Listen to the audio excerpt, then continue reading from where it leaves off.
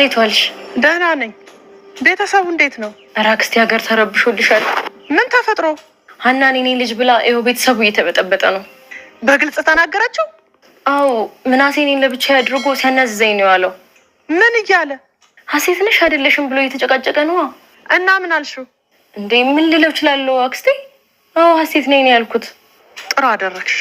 ጎሽ የኔ ልጅ። ግን እስከ መቼ ነው እንደዚህ የምንቀጥለው? ምን ነው ፈራሽ እንዴ? እንዴት አልፈራ አክስቴ? እኔ ልበል? እማዬ ኧረ እስኪ ተረጋጊ፣ ቀዝቀዝ በይ። ምንድን ነው የምቀዘቅዘው? ሁሉ ነገር ላይ አንቺ ብቻ ነሽ ትክክል ማለት ነው እንዴ?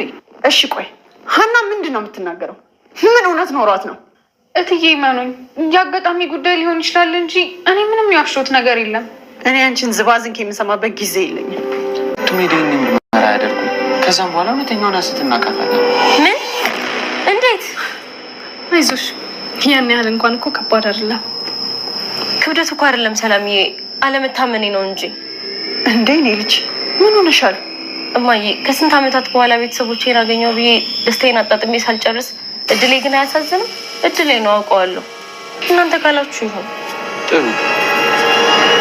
አንቺስ ምን ታያለሽ? እኔ ምንም ብታደርጉ ችግር የለብኝ። እንዲሁ ምን አይነት ጉዶች ናቸው? ያቸው በቃማ።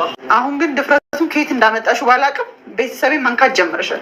ኧረ እኔ ሀና ስሚኝ አልኩሽ እኮ። አቤት እትዬ። ይህን ያህል ድፍረት ከየት ነው ደግሞ ያመጣሽው? ይቅርታ። ታሪክ የኔ ታሪክ ነው። እኔ ምን እያልሽ እንደሆነ ምንም አልገባኝም።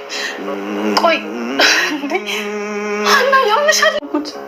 ዛሬ ልጅ የምንክቱብኝ ሰው እንዲህ ዝም ብሎ ያለቅሳል?